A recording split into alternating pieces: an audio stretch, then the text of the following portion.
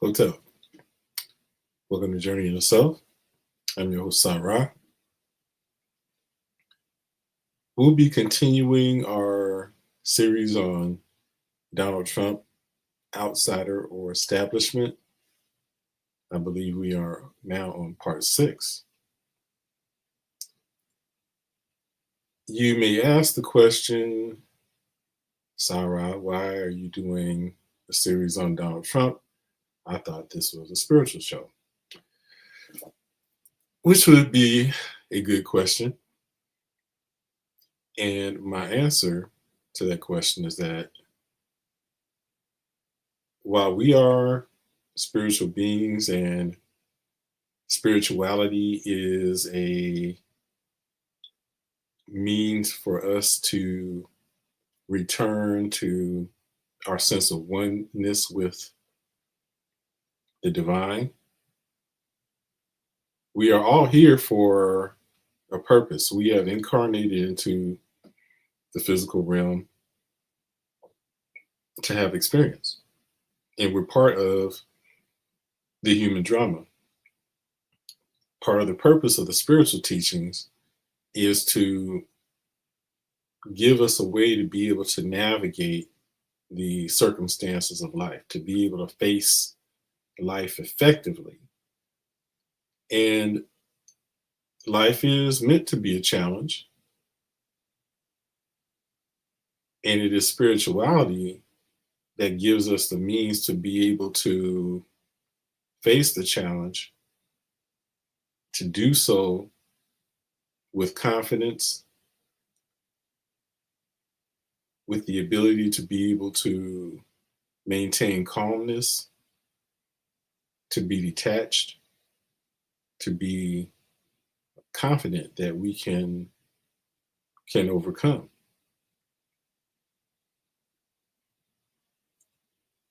We are experiencing some difficult times, and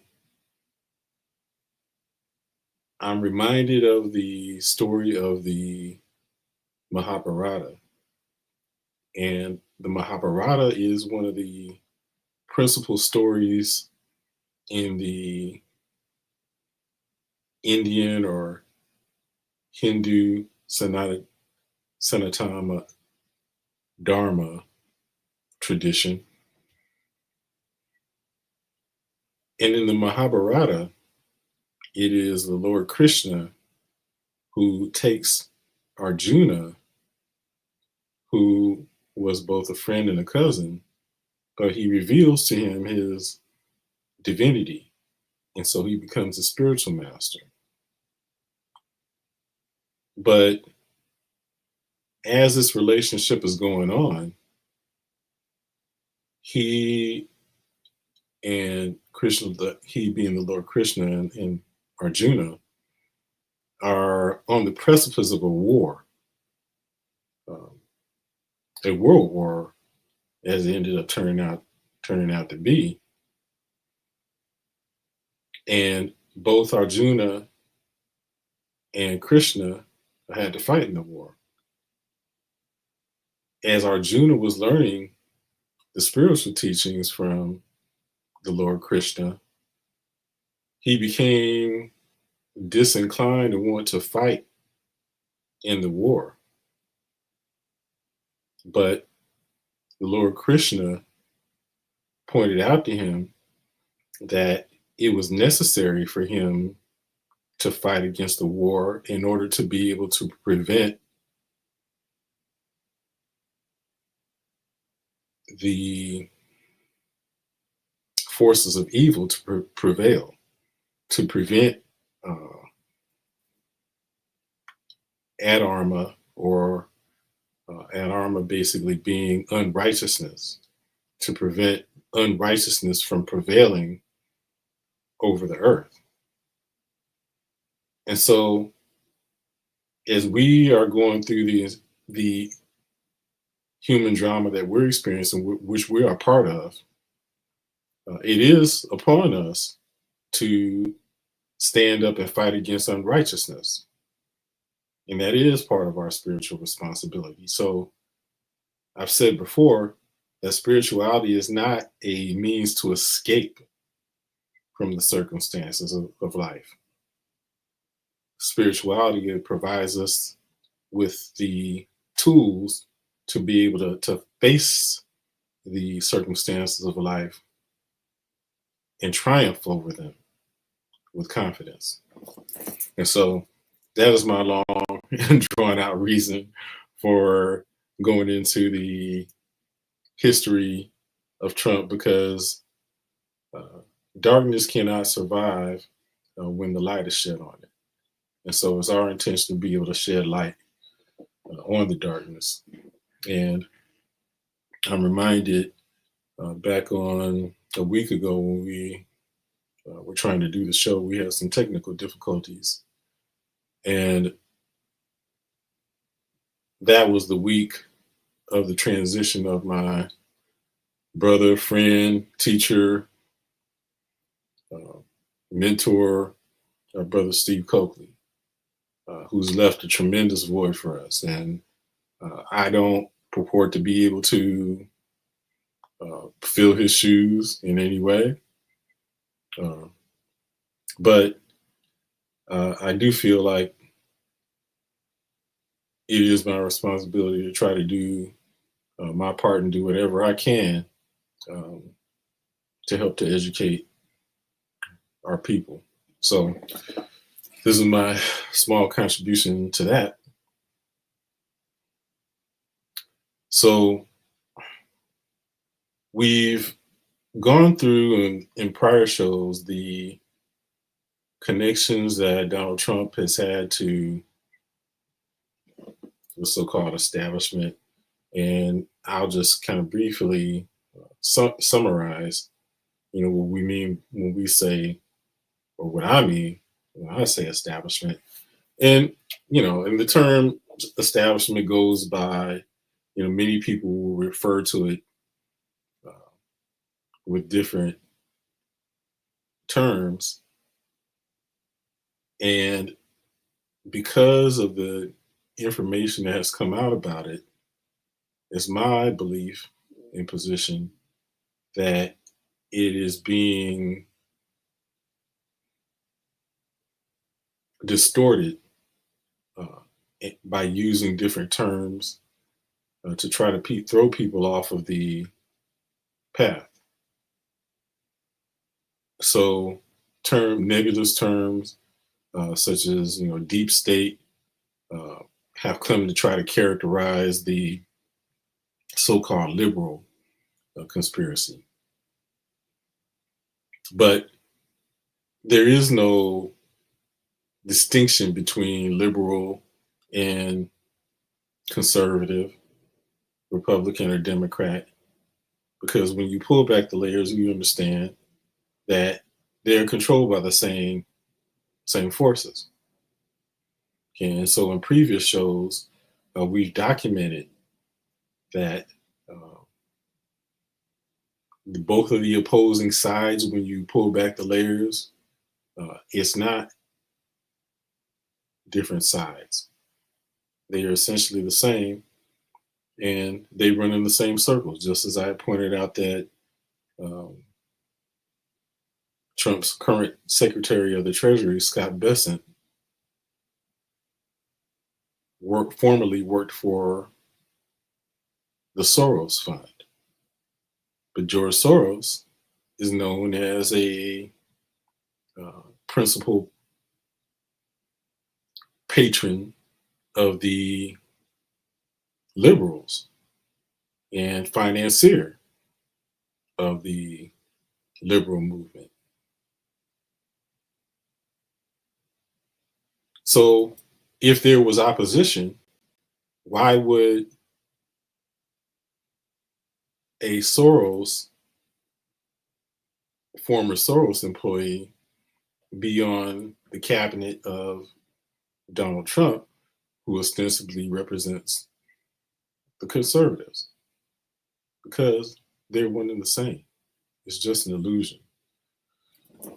So we are with the intent of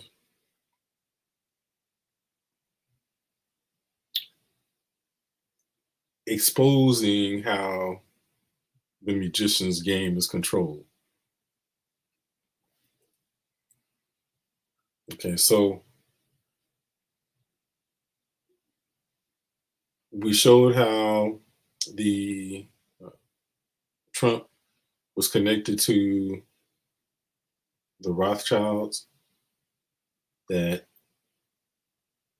his Secretary of Commerce back during his first administration was Donald Ross.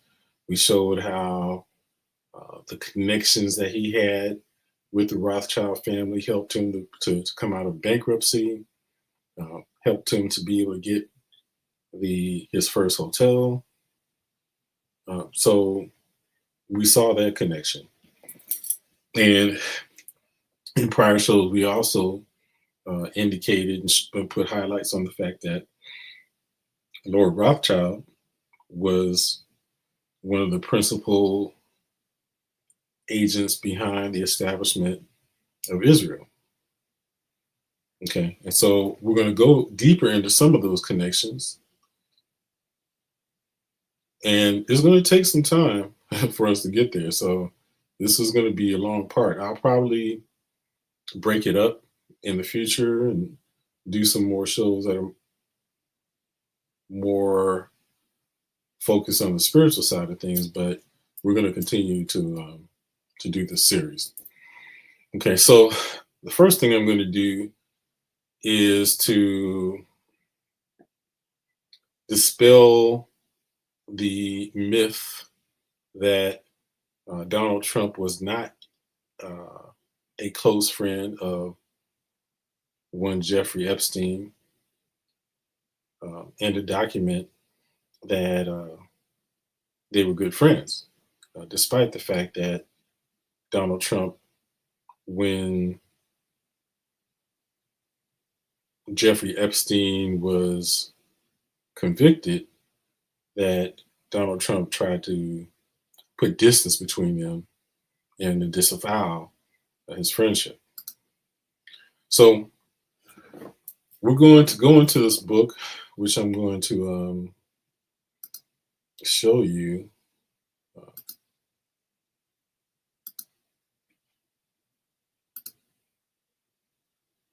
Just bear with me as I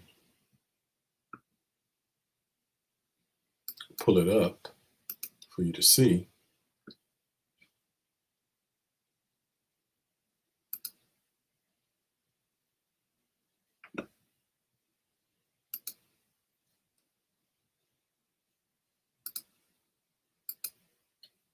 Okay. So this book, Dead Men Tell No Tales, Spies, Lies, and Blackmail by Dylan Howard,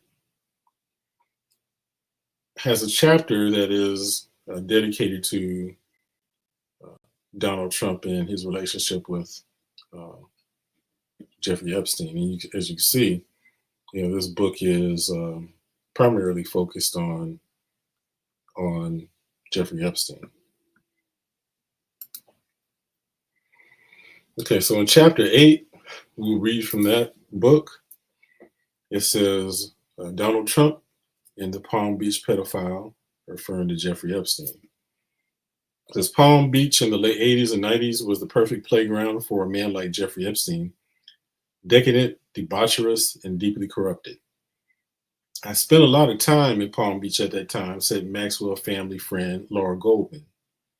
She continued, Palm Beach is a live and let live kind of place. Lots of rich libertarian types. I don't think that they mix with their neighbors because they didn't want their neighbors to know what they were doing. I think the police force down there is pretty ineffective. We've seen that they are. I think that people are there on vacation. They don't want to rock the boat. I spent a lot of time in Palm Beach at that time. I'd been to their house on Brillo Way. It was not my kind of scene, and there were lots of young ladies. Even though I was much younger then, they were even younger than me, and I couldn't really compete in that scene. Now I feel bad because I got a sense that something was off. I didn't really pay attention to what was off. Now when I see what's happened to all these girls, I feel incredibly terrible that I didn't ride by more often like a bike crusader and stop it. Everybody knew that he was looking for young girls, but I didn't realize, one, that they were young, that young, and I didn't realize that he was trafficking them.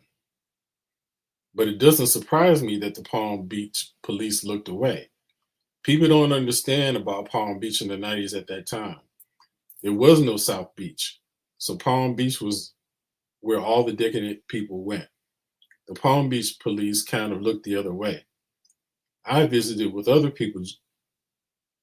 I visited with other people Jeffrey Epstein's house in the late 90s.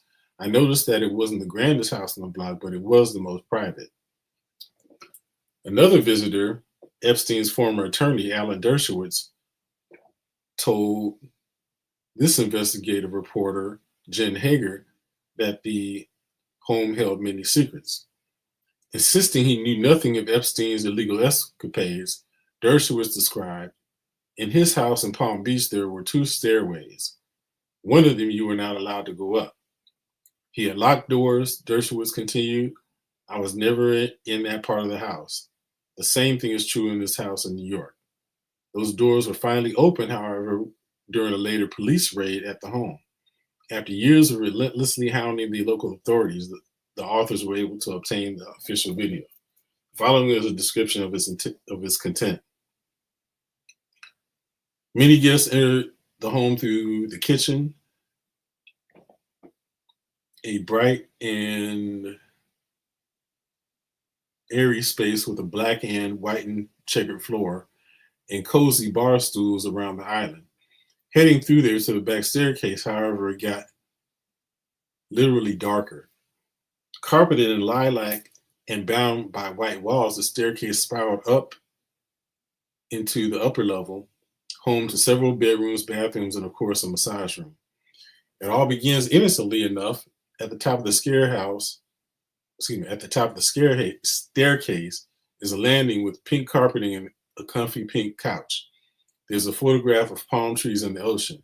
Turning left, you enter a den of several tiny bedrooms, rooms scarcely big enough to hold both a bed and a dresser, but bright and bedecked with cheap art. In nearly every room, the only item of clothing to see was a white robe. In another bedroom, there was a teddy bear. Moving back across the landing and to the right, the atmosphere changes. First is an antechamber of sorts, a dark room with chairs similar to a waiting area. On the wall, the close-up photo shows hands tightly gripping someone's leg, fingers digging into the flesh. On another wall hung a photo so graphic it was the only image blurred by the police video. Attorney Kevin Spurser would later tell our team that one of his clients, a victim of Epstein, remembered one photo of a young girl who could have been no more than 12 or 13 years old with her panties pulled down around her ankles, bent over. Dominating another wall was a 3D rendering of a woman's torso, seen from the back and cut off just below and above the rear end. The curves protrude inches from the wall. Moving into the next room, the same rear view is recreated in a painting. Another painting shows a nude woman lying down on her legs with her legs spread, dark pubic hair at the center of the frame, her breasts very small. Moving deeper, the massage room. Immediately upon entry, there's a large ink drawing of Ghislaine smiling softly and looking towards the massage table as if she presides over what would happen there. Below her, a small model airplane calls to mind the Lolita Express. At the back of the room, the massage table. There are oils, lotions, and a large vibrating massager, later described by multiple victims as an instrument of sexual assault. More stacked towels, more hanging robes. His bedroom is nearby. In Epstein's personal quarters, the art becomes even more disturbing. One photograph captures a wet woman in a shower from behind. A line drawing depicts a naked woman's torso from the side, yet another directly from the front. Yet another, a naked woman curled in the fetal position, far, far away, with far, far away stacks of personal stationery bearing his name. In a closet filled with men clothes, dozens of small personal photographs are framed, collage style on the walls. Most show young women. Most of them are topless. There's also a picture of Epstein and a brunette standing in front of the United States presidential seal in what appears to be the White House briefing room. Still more candid photos of female companions bedeck the walls of the personal gym downstairs and off the pool. One image shows a blonde um, toddler missing teeth grinning into the camera as she climbs out of a pool. Another blonde toddler in a dress, still another young blonde with no pubic hair, stretched out naked, apparently unconscious on a bench.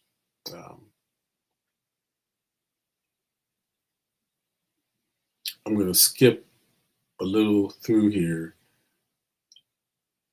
to the next paragraph. Donald Trump and Jeffrey Epstein were close friends during that heady Palm Beach era. I've known Jeff for 15 years, Trump told New York Magazine in 2002. Is it 2002? Let me see if I can amplify this picture a bit.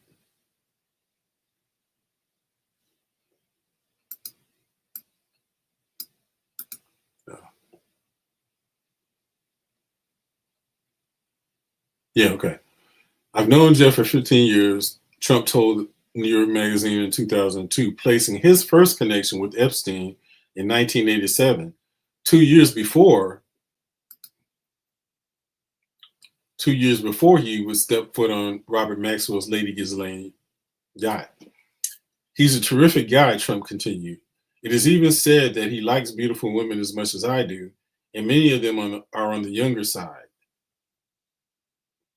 If he believed that, why didn't he report Epstein to the police? Perhaps he didn't think the girls were that young, or perhaps it was because he was in some form Epstein's wingman. In the early 90s, following Trump's divorce from Ivanka Trump, the two were constant companions.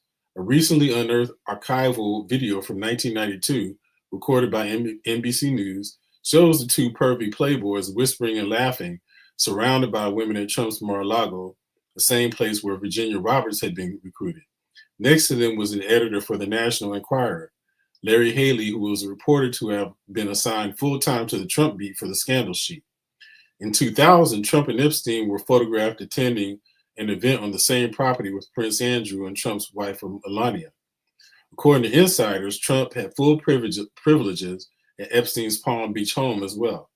He's since denied ever being close to Epstein, but attorney Spencer Kervin, who represents one of Epstein's victims, claims that evidence suggests otherwise.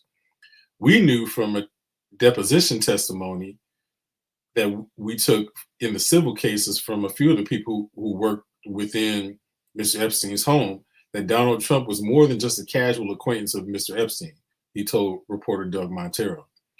We knew that because even on one occasion, we were aware that Mr. Trump had come to the house and just stopped by and ate in Mr. Epstein's kitchen and just sat there and chatted and ate in the kitchen with him.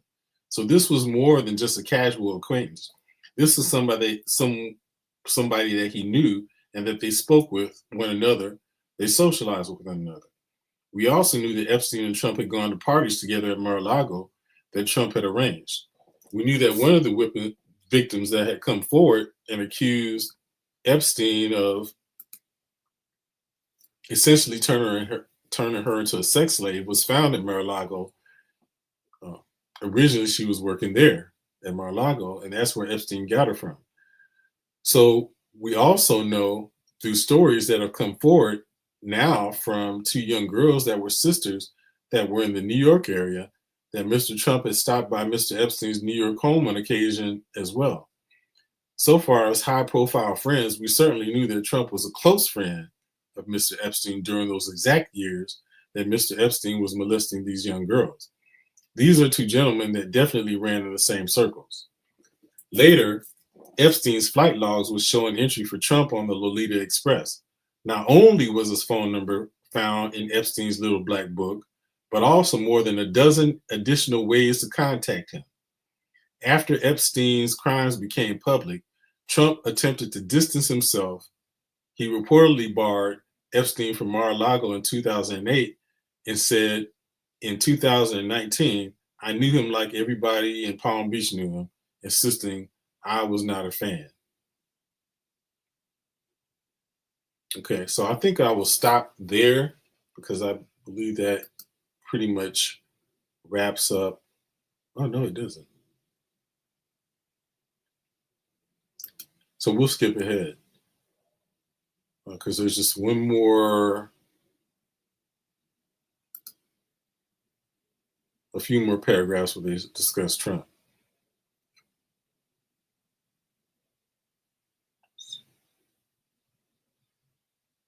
Okay.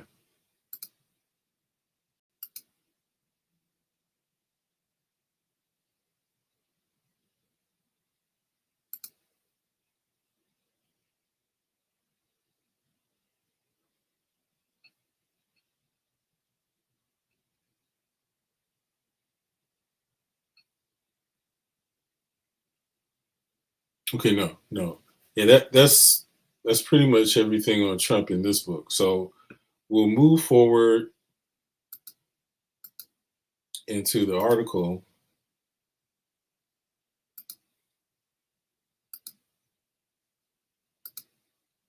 that I was reading last time when we had the technical difficulties.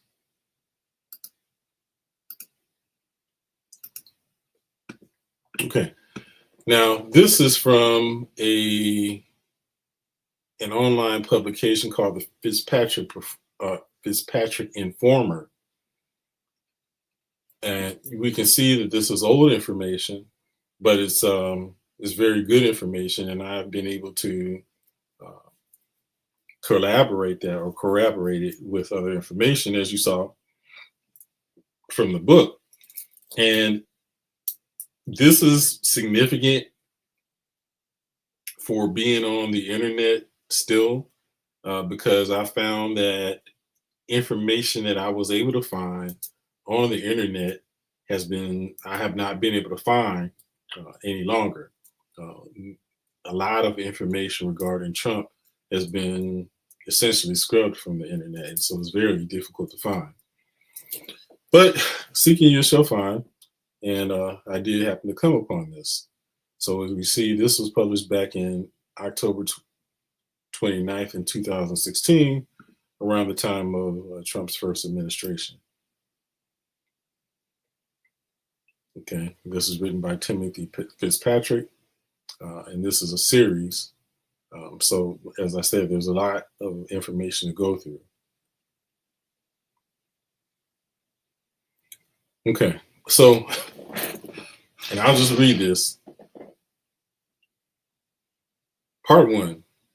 Any inquisitive person should be asking oneself why a seemingly anti-establishment candidate like Donald Trump has been allowed to get as far as he has in the US presidential race for election November 8th. The simplest answer is that he isn't anti-establishment and is only fronting a very convincing facade for public consumption.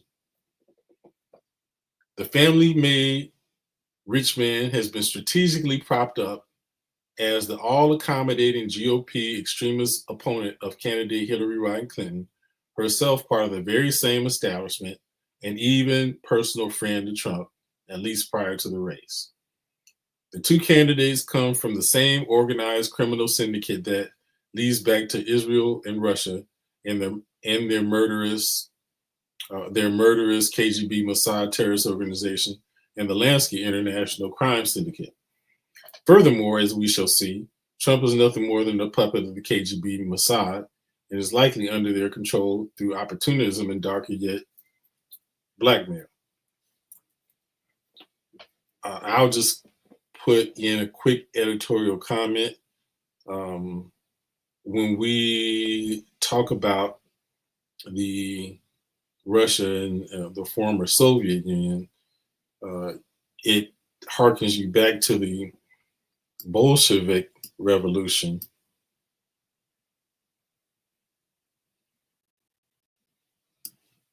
which is why he says Judeo-Masonic Bolshevist conspiracy. But the Bolshevists were basically the same as the Mossad people. We'll just say that. Okay, so says Trump is nothing more than a puppet of the KGB Mossad, which basically is saying the same thing, and is likely under their control through opportunism and, darker yet, blackmail. What Trump and his cronies all share in common is sexual compromise and their loyalty to the international Judeo-Masonic power structure. Sexual blackmail and Illuminism. Perhaps the most powerful form of blackmail is that which involves sexual matters. And so it is throughout human history. Many men of power have been brought down upon the revelation of some sexual scandal. It was through this channel that Adam Weisskopf's Illuminism, blackmail, was so successful in his time through to today. And we'll just editorialize and say that for those who are not aware, Adam Weisskopf was known to be the founder of the modern day Illuminati. It says Weisskopf stole this Catholic sacrament of confession and used it for his own personal gain so that he can gain knowledge of people's sins in order to use it against them. Since then, it has been proven to be the most useful form of blackmail employed, especially in the political world. Every person in a position of power should be suspected of being controlled through this form of blackmail, since the Judeo-Masonic cryptocracy controls virtually every aspect of organized government, the press, and the financial system, to name a few. You may have heard of the bizarre sexual initiation of Yale University's Skull and Bones Secret Society, where the would-be bonesman reveals his sexual secrets to his fellow initiates and initiators. From the very start of their societal ascent, you could say a bonesman is blackmailed and falls under the control of the society. Society being the secret society or Skull and Bones. Former Israeli Mossad case officer Victor Ostrovsky revealed in his first tell-all book about the Mossad, there are three major hooks for recruiting people: money, emotion, be it revenge, or ideology, and sex. This scenario is played out virtually in every sphere of influence at one degree or another, pun intended. As it happens, both presidential candidates are connected to sexual scandals, the likes of which we shall explore in Trump's life. And it says Mossad's child sex ring procurers, Ghislaine Maxwell and Jeffrey Epstein. And here we see a picture of Jeffrey Epstein and Ghislaine Maxwell. Ghislaine Maxwell is the daughter of late British parliamentarian and media magnate Robert Maxwell, also a Jewish Mossad super Saiyan, prior to his assassination on November 5th, 1991. Ghislaine Maxwell is not only a personal friend of Bill and Hillary Clinton, but apparently also of Donald Trump. The two have been spotted together on several occasions. Although not charged, it was revealed in U.S. courts that Ghislaine procured young girls for her Jewish billionaire boyfriend, Jeffrey Epstein, and his friends and associates. Maxwell was given immunity in the secret plea bargain non-prosecution agreement, and Epstein's White House-connected Jewish lawyer Jay Lefkowitz managed to arrange it so that Epstein served only 13 months house arrest for a reduced conviction of soliciting a minor for prostitution and soliciting prostitution, despite that authorities had evidence that he abused up to 40 young girls. Epstein has made 17 out-of-court settlements.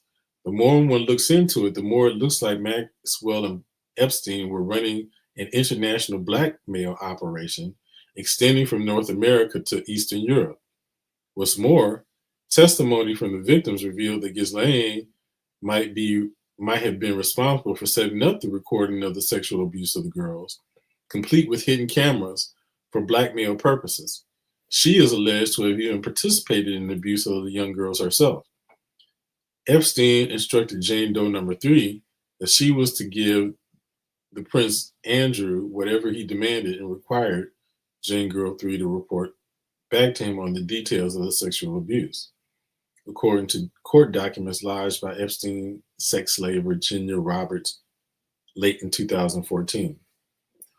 Roberts claims that it was Epstein who paid her $15,000 for subjecting herself to the 41-year-old prince.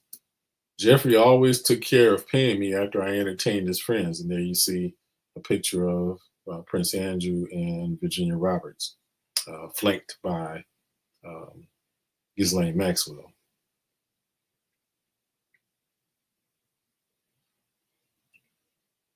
Roberts, now in her 30s, says she first encountered Epstein and Prince Andrew, Duke of York, through Maxwell. She met Maxwell at Donald Trump's Mar-a-Lago Country Club in residence in Florida, where at only 15 years of age, she worked as a changing room assistant in the club's spa. Her father also worked there as a maintenance manager. She says, I was wearing my sexy white Mar-a-Lago uniform, a white miniskirt and skin-tight white polo top, and studying an anatomy book when I was approached by the striking woman in her mid-40s with a very proper British accent.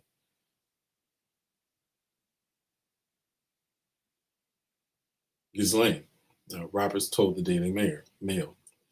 And right below that, you see a map which shows the proximity of Jeffrey Epstein's estate in Palm Beach, Florida, to Trump's Mar-a-Lago Club.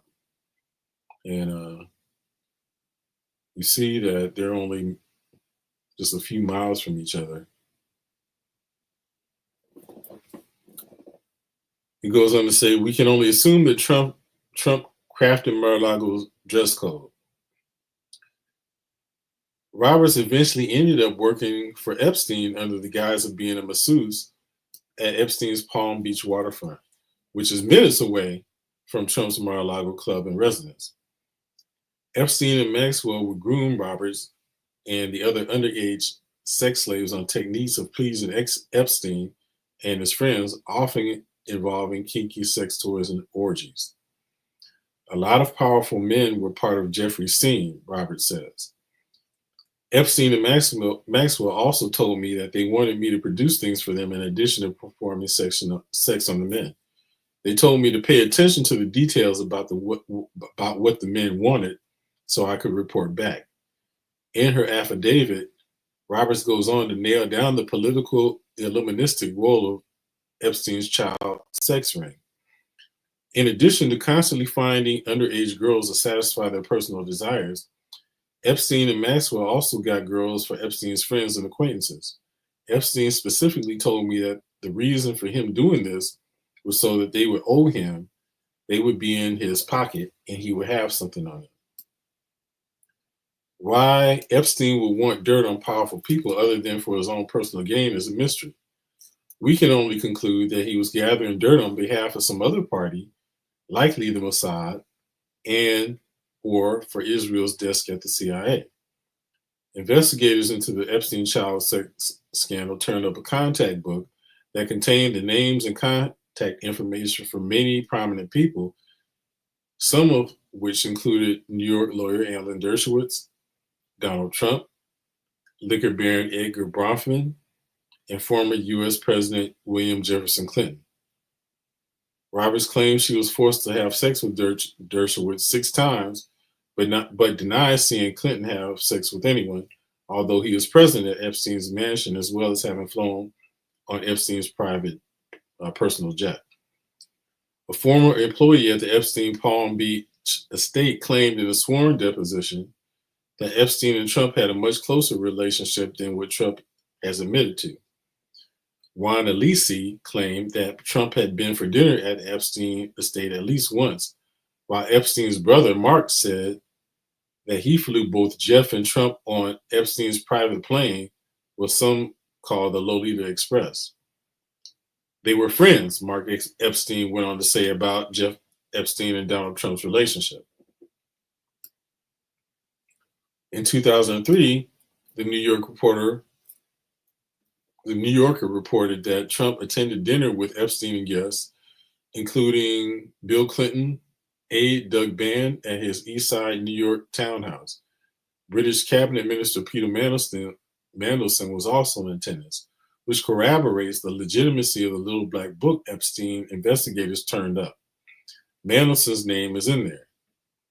According to the January 29th, 2016 article in Vice News, Epstein and Maxwell were repeat guests at Mar-a-Lago, and Epstein and Maxwell were repeat guests at Mar-a-Lago. In 2000, they hung out there with Prince Andrew, who arrived for vacation on Trump's private plane. That same year, the Palm Beach Post reported that Trump, Epstein, Prince Andrew, and Maxwell were all at a tennis tournament celebrity event in Mar-a-Lago. Bill Clinton is alleged to have ridden Epstein's plane from 10 to 20 times. In 1992, a former Trump associate told the New York Times that Trump once held an exclusive party for Epstein at Mar-a-Lago under the guise of Calendar Girls competition, with 28 females flown in for the occasion.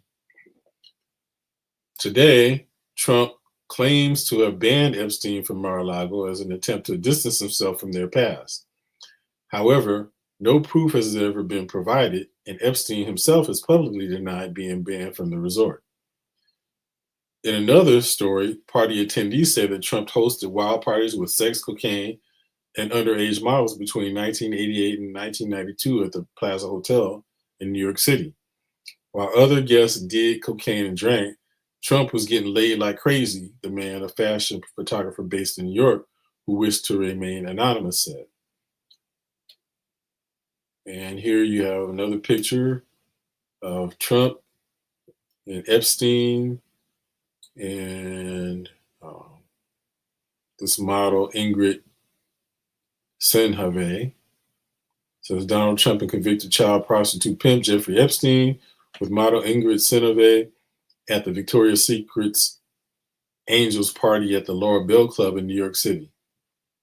April 1997, around the same period when young girls are alleged to have been raped by both Trump and Epstein. He's a lot of fun to be with, says Trump of Epstein.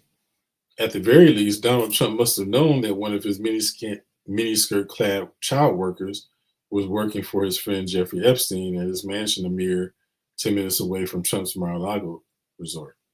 And worse, Trump was helping the Epstein-Maxwell procurement of young disadvantaged girls for the sexual blackmail factory the pair were operating, or Trump was one of Epstein's child sex clients himself.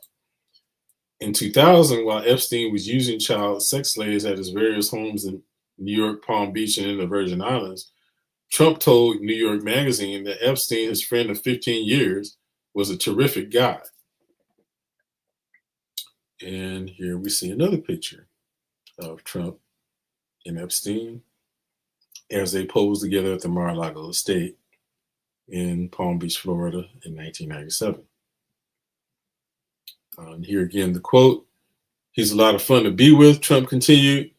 It's even said that he likes beautiful women as much as I do, and many of them are on the younger side.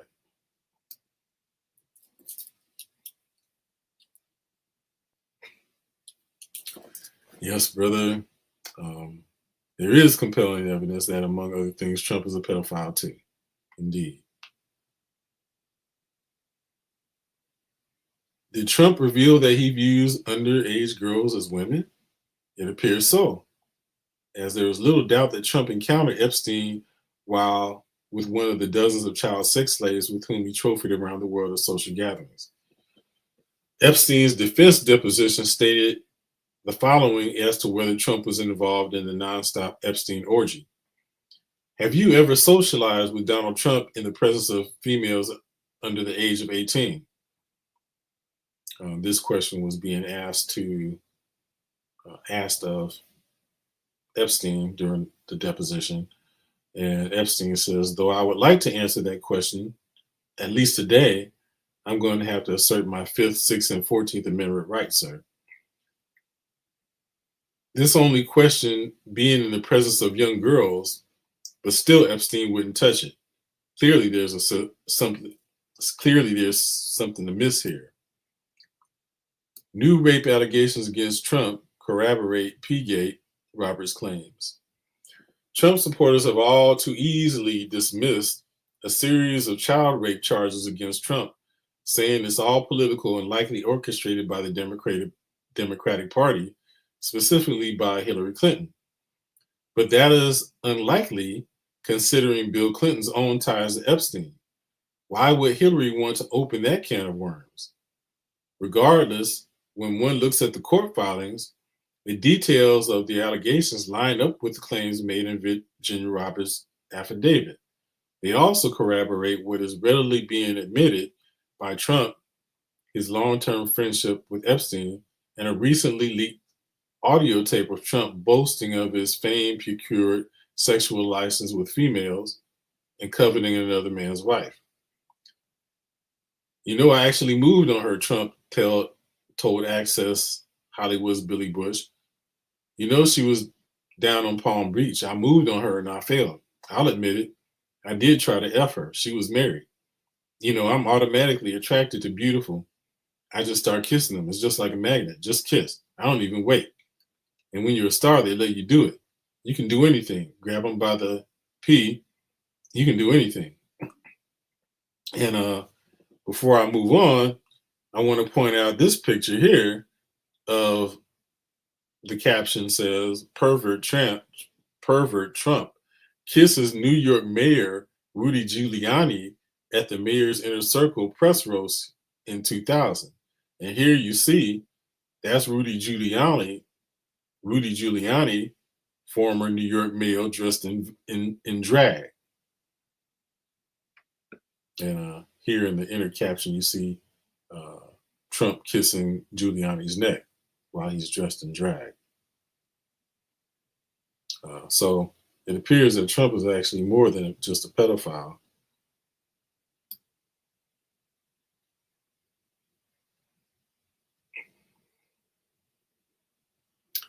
Okay, here you see Trump with his daughter Ivanka sitting in his lap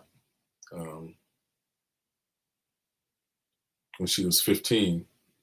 I'll just read what the caption says. It says, disgusting scene here where young Ivanka, only about 15 years old, sits or laps dances on her father Donald's lap at the Mar-a-Lago Club in 1996. Shortly after this time, a young Virginia Roberts would be recruited from the club by Ghislaine Maxwell and convicted sex offender Jeffrey Epstein to become a sex slave.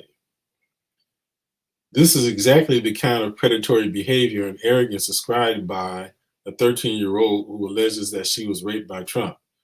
Disgustingly, Trump supporters were quick to dismiss this show of arrogance as simply locker room banter, referring to the dialogue that was captured by Access Hollywood. Coming from a man of power and wealth like Trump, this was no locker room banter. This Trump was being honest, and it is a little hypocritical of Trump supporters to downplay Trump's disgusting behavior when they are quick to point out Bill Clinton's objectification of women and his series of rape allegations. On April 26th, Katie Johnson filed a rape complaint in California court against defendants Donald Trump and Jeffrey Epstein. The complaint was dismissed by a judge due to a lack of plaintiff address, not due to any frivolity of the complaint. Trump supporters were quick to dismiss the charge, however. The lack of address on behalf of the plaintiff could have been due to fear for her life.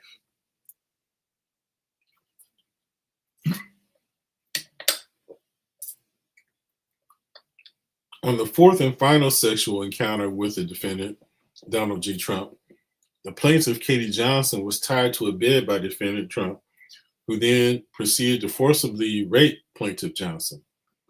During the course of this savage sexual attack, plaintiff Johnson loudly pleaded with defendant Trump to please wear a condom. Defendant Trump responded by violently striking plaintiff Johnson in the face with his open hand and screaming that he would do whatever he wanted, as he refused to wear protection. After achieving sexual orgasm, the defendant, Donald J. Trump, put his suit back on, and when plaintiff Katie Johnson, in tears, asked defendant Trump what would happen if he impregnated her, defendant Trump grabbed his wallet and threw some money at her and screamed that she should use the money to get an effing abortion.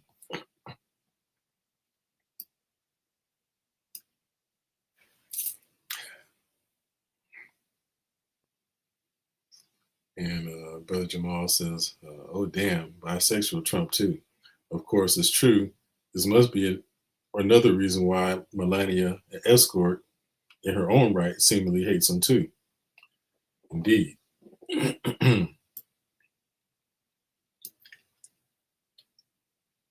Incidentally, Trump has flip-flopped on his abortion stance. Of course, how could Trump ever ban abortion? What would 13-year-old rape victims do then? New Jersey lawyer Thomas Francis Meagher revised Johnson's case and filed it in U.S. District Court for the Southern District of New York. Plaintiff was subject to acts of rape, sexual misconduct, criminal sexual acts, sexual abuse, forcible touching, assault, battery, intentional and reckless infliction of emotional distress, duress, false imprisonment, and threats of death and or bodily injury by the defendants that took place at several parties during the summer months of 1994.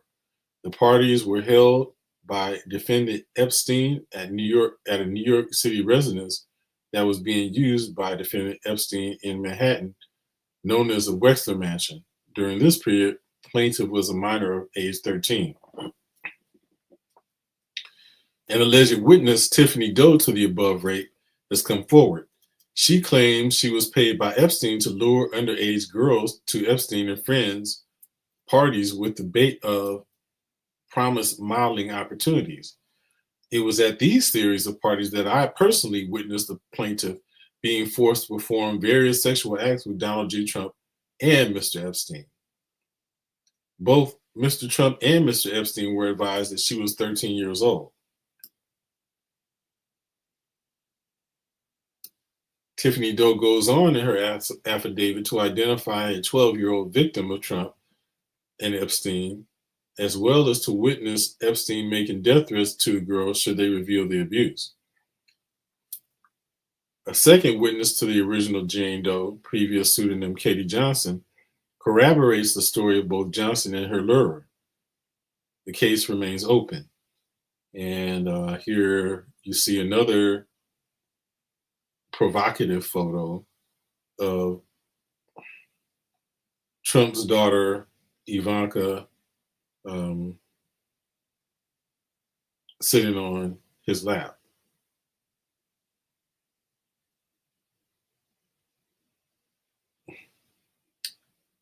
And they're both sitting on a statue of two mating parrots. Yeah, it does look disgusting. So it goes on to say, yet another corroborating detail of Trump's alleged sexual history includes his own wife, at the time Ivana, accusing him of raping her in 1989. Perhaps convenient for Trump, Ivana somewhat recanted this accusation in July 2015, just in time for the presidential race. Publicly, Trump has made some disturbing incestuous comments about his own daughters. At one time, discussing the potential breast size of his then infant daughter, Tiffany, and also claiming that he would be dating daughter Ivanka had he not been her father. Normally, when you hear someone talking about legs and breasts, it's not a parent talking about the infant daughter. Trump thinks this way because this is what must always be on his mind, regardless of age and regardless of kin.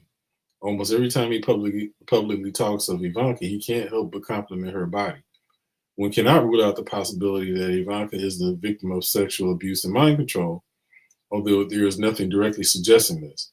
CIA's MK Ultra program is alleged to have prostituted children, sometimes with the help of the children's own parents, to politicians and persons of power.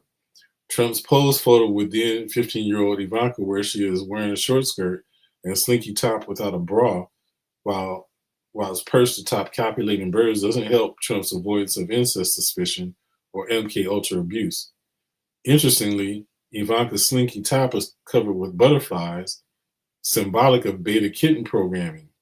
Ivanka's personal contact information was found in Epstein's Black Book. Yipes. A video recently surfaced showing Donald Trump telling a preteen girl that he would be dating her in 10 years. Just one more piece of evidence that Trump is a sexual predator. In 2003, Trump went on the Howard Stern show and talked about how hot then 12-year-old Paris Hilton was. I've known Paris Hilton from the time she's 12. Her parents are friends of mine. And the first time I saw her, she walked into the room and I said, "Who the hell is that?" Well, at 12, I wasn't interested. I've never been into that, but she was beautiful. And here's another picture of Trump. And I think that's his daughter. I don't think it's Ivanka.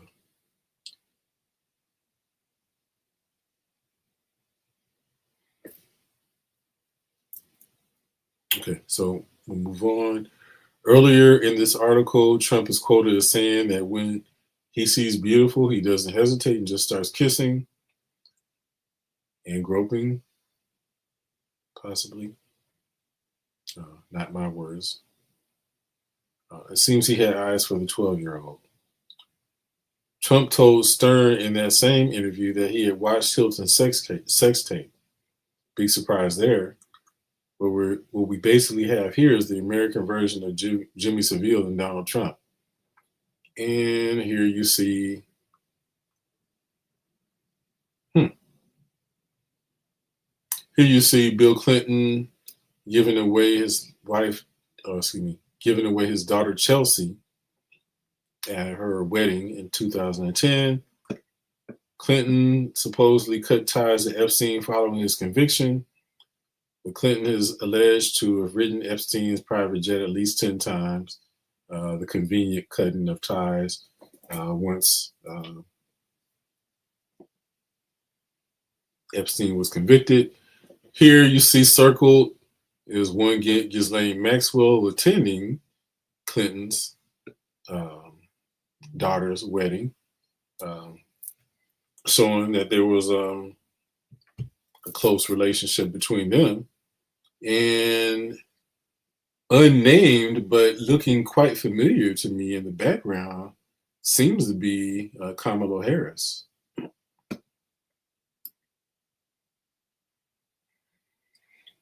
Okay, so goes on to say there are other rape and grope allegations against Trump, and and I'm putting my cursor on a link so you can see as I'm going through this article, there are a number of different links to source material. So this article seems to be pretty well documented, and as I go down to the bottom, so I'm not sure if I'm going to be able to finish this whole thing, but at the bottom you'll see here a number of different supporting documents and links. Okay, and so here are the is basically the bibliography, the research behind the article. See, I think I'm close. Okay, yeah. So we'll go ahead and read the rest of this part, and then we'll just go back and look at the bibliography. Okay, and like I said, I don't endorse this paper here, but and I really don't care about the source of it. I care about the accuracy. And this seems to be pretty well supported to me. Okay, so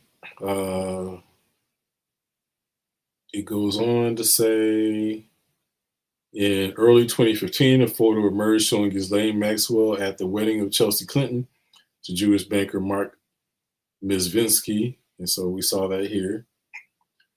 It says Trump and Mossad's arms dealer Adnan Khashoggi.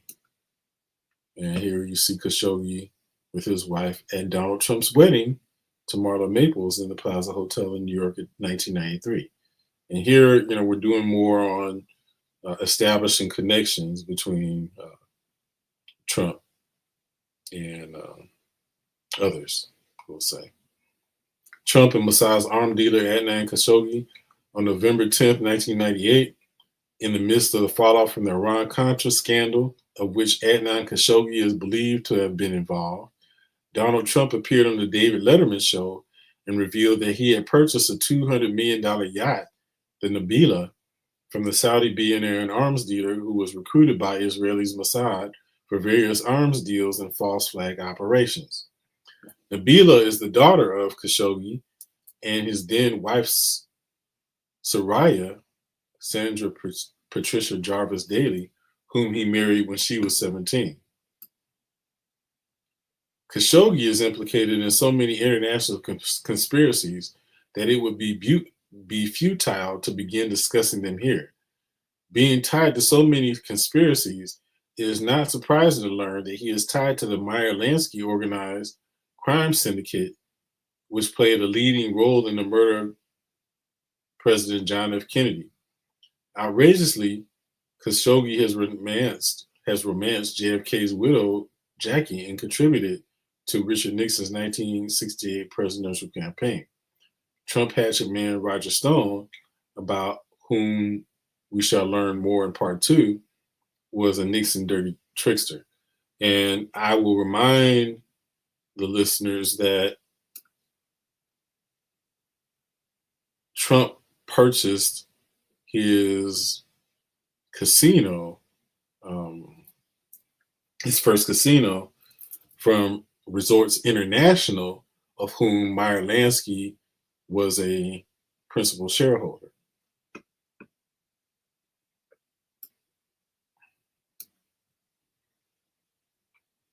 Khashoggi is tied to the Warren Commission, which was appointed to cover up the conspiracy to murder JFK, through Joseph A. Ball, who represented Khashoggi in his 1980 divorce from Soraya.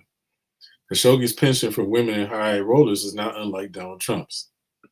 And here you see Khashoggi and Ivana Trump, Trump's former wife.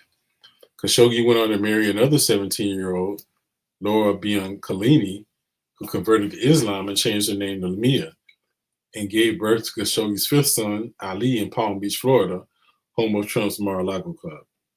Hopsiger said he has information from a Palm Beach source that Trump gave Khashoggi shelter from Interpol at Mar-a-Lago when Khashoggi was under indictment for defrauding Thailand's second largest bank. What's more, Khashoggi attended Trump's wedding to Marla Maples at the Plaza Hotel in New York City in December 20th, 1993. Maples was Trump's second wife after the divorce with first wife Ivana in 1992. Interestingly, the Trump-Ivana wedding was ministered by 33-degree Freemason Norman Vincent Peale. The Mason Peale also presided over the wedding of Trump's sister Marianne. There's a strong possibility that Trump himself is a Freemason. Trump considered Peale his mentor, perhaps a fraternal mentor in the Masonic Brotherhood.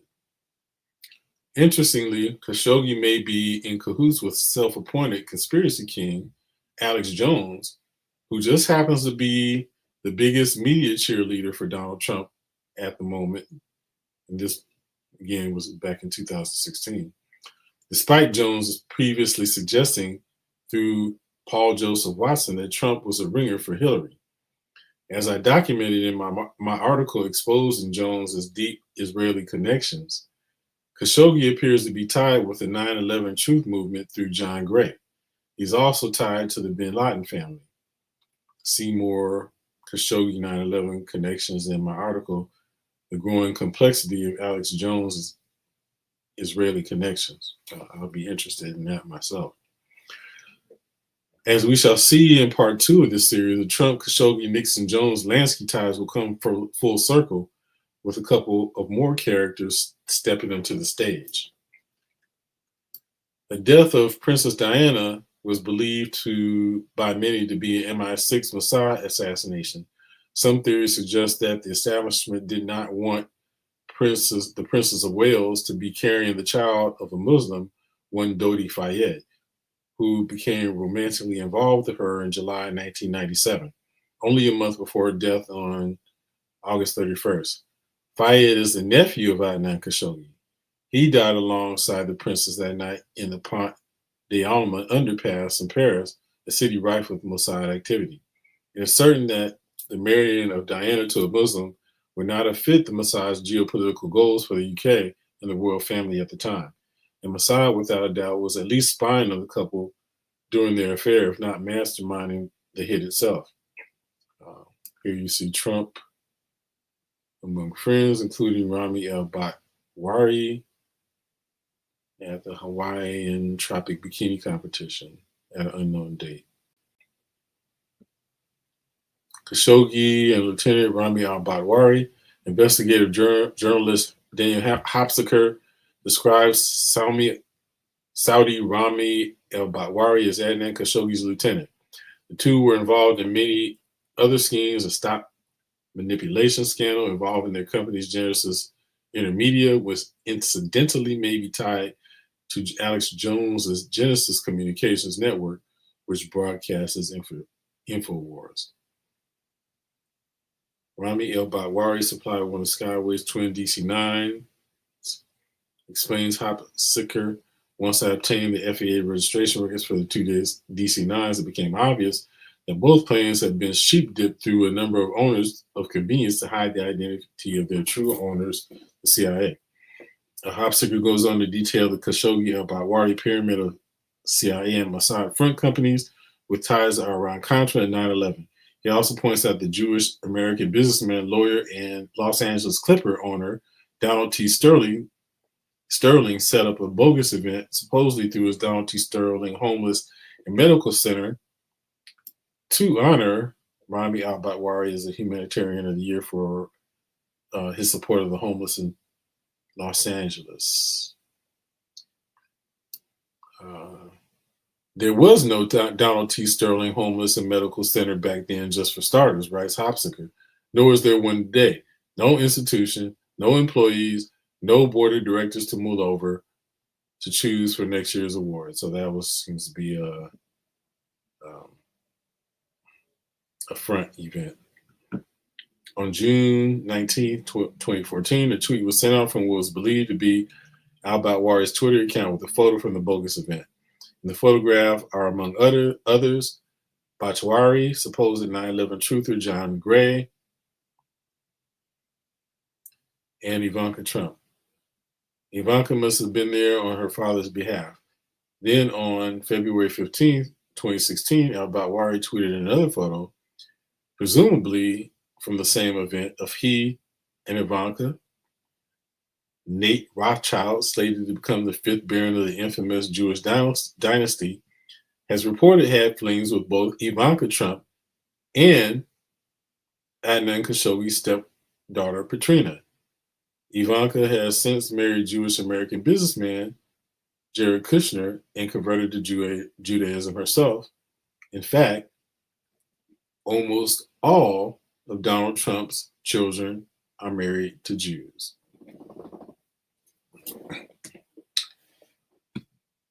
Okay, and we'll again just kind of go through some of the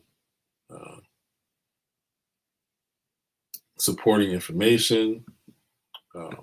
There's an article on the brief history of the Skull and Bones Society, Victor Ostrovsky's book By Way of Deception, another one of his books, The Other Side of the Deception. Victor Ostrovsky, again, being a former Mossad agent. Maxwell's Daughter, The High Class Madam. An article in the Daily Mail on Ghislaine Maxwell. Prosecutors suspected billionaire Jeffrey Epstein abused up to 40 underage girls, but they failed to charge him and instead offered him a plea bargain deal from the Daily Mail of July 8th, 2015. Links to the affidavits of Virginia Roberts, who was one of the rape victims. And Virginia Roberts also formerly worked at Trump's Mar-a-Lago before going into the employ of Jeffrey Epstein. There's links to the Epstein's Black Book, Epstein's brother's deposition in court,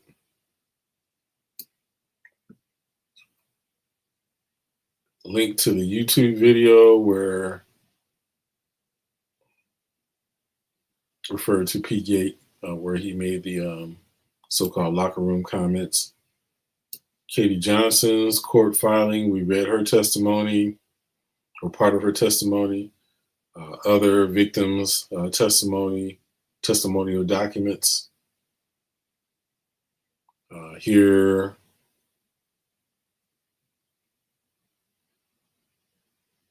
an article referencing a woman accusing Trump of rape, refiling her case with a new witness. That is from an article on therevelist.com. A link to Donald Trump's ex-wife, Ivana, where she disavows an old rape allegation right before the election.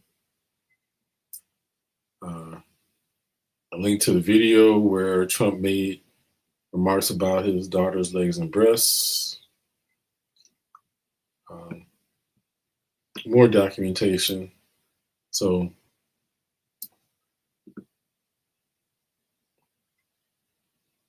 Daniel Hopsicker's book, Donald Sterling's Secret History. Another one of Donald Hopsicker's books, The CIA Double Dips, Drugs, Fraud, and the JFK Assassination.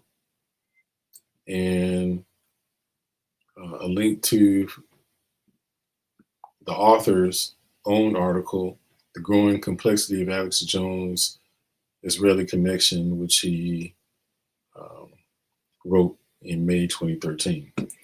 Okay, so again, you see that this is very well documented. There's more links to supporting information. So again, I don't take a position on the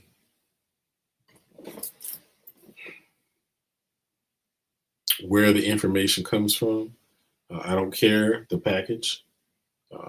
If it is well supported and seems to be truthful, that's what matters to me. I don't care if it comes from the right or the left, conservative or liberals, because that's what we were taught by Brother Steve Coakley.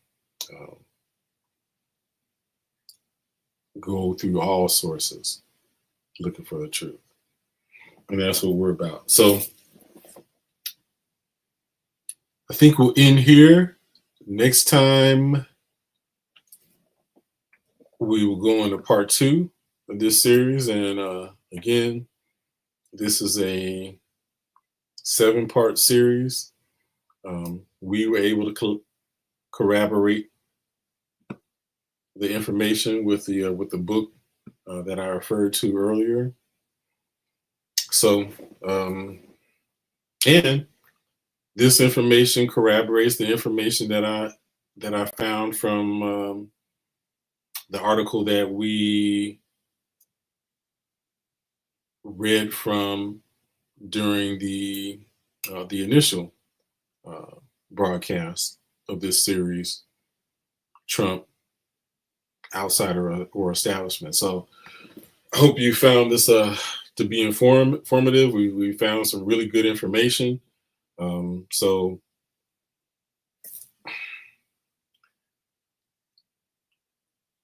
we're building. There's a lot more information, and it gets deeper than this. We're just building the groundwork for it. Um, Now we'll go deeper into establishing, those connections, and we will point out and support that he is not anti-establishment at all. He's part of it. He's part of the establishment. This is just a facade, which is what I've been saying in the first place. And we see that Mr. Fitzpatrick agrees with me. Okay, so I think hopefully you found this very informative.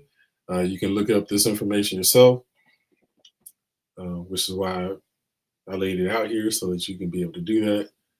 And so we'll pick this up again. We may not go through it all consecutively, because I think it might be good for us to get back to doing some spiritual content, and I may do another piece on the significance of the Kumbh Mela that I went to, and bring on one of my friends who also attended. We didn't go together, but I just wanted to let him give his perspective on it, and also share his experience. All right. So with that, hope you've enjoyed the show. We'll see you next time. Maybe we'll do next week. But we'll certainly continue, and we'll see you again here on Journey into Self. And if you want to reach out to me for counseling, and I think that counseling would be something that many of us may find ourselves in need of these days. I've certainly been approached a lot, for counsel. So if you feel yourself in need of counsel, then do feel free to reach out to me. You can contact me on my website, sa-ra.org. Otherwise, you can reach out to me on Facebook. So thank you for joining, and we'll see you again next time on Journey into Self. Go tell.